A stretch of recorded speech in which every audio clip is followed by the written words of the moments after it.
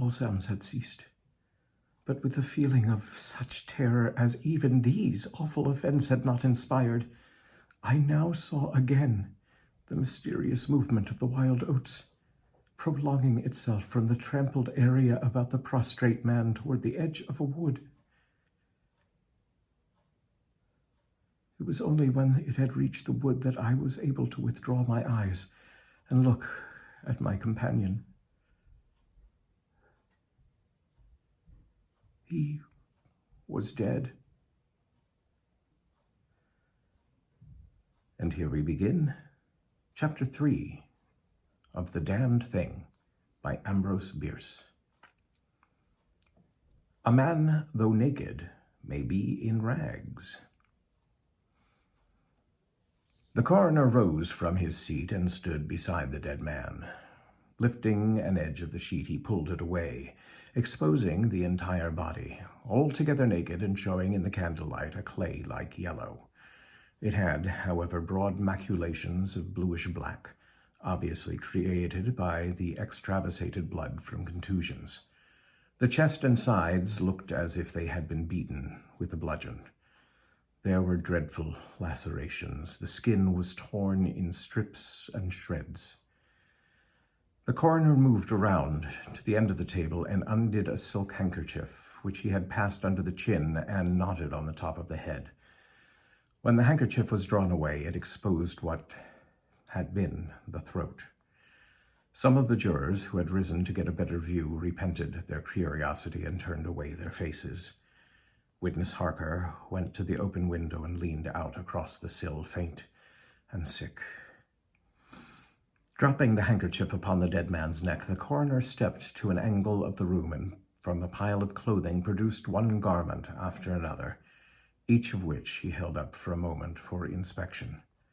All were torn and stiff with blood. The jurors did not make a closer inspection. They seemed rather uninterested. They had, in truth, seen all this before. The only thing that was new to them being Harker's testimony. "Gentlemen," the coroner said, "we have no more evidence. I think your duty has already been explained to you. If there is nothing you wish to ask, you may go outside and consider your verdict." The foreman rose, a tall, bearded man of 60, coarsely clad. "I should like to ask one question, Mr. Coroner," he said. "What asylum did your last witness escape from?" "Mr. Harker," the coroner gravely asked, "from what asylum did you last escape?" Harker flushed crimson again, but said nothing, and the 7 jurors rose and solemnly filed out of the cabin. "If you have done insulting me, sir," said Harker as soon as he and the officer were left alone with the dead man, "I suppose that I am at liberty to go." "Yes."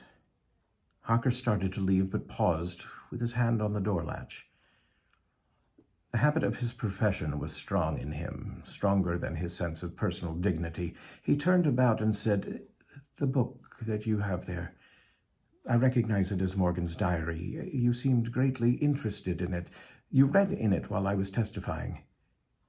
May I see it? The public would like—" "The book will cut no figure in this matter," replied the official, slipping it into his coat pocket. "All the entries in it were made before the writer's death." As Harker passed out of the house, the jury re-entered and stood around the table, on which the now covered corpse showed under the sheet with sharp definition.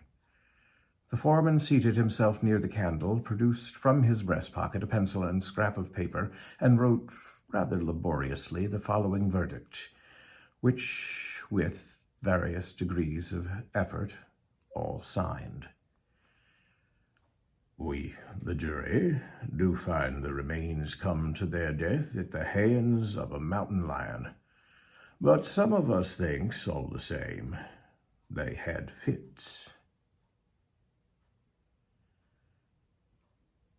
And there ends Chapter 3 of The Damned Thing by Ambrose Bierce. Tune in tomorrow for the final installment. See you then.